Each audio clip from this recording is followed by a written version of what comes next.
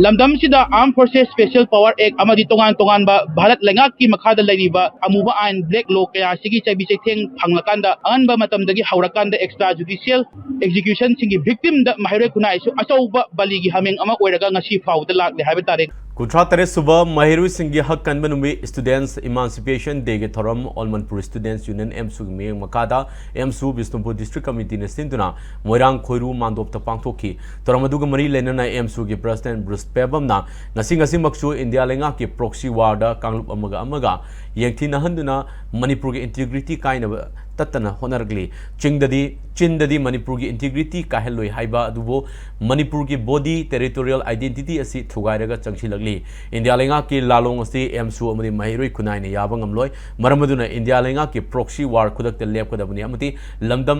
lamhen tuhenba kuki sing asi fazin gadabuni haina taksilagli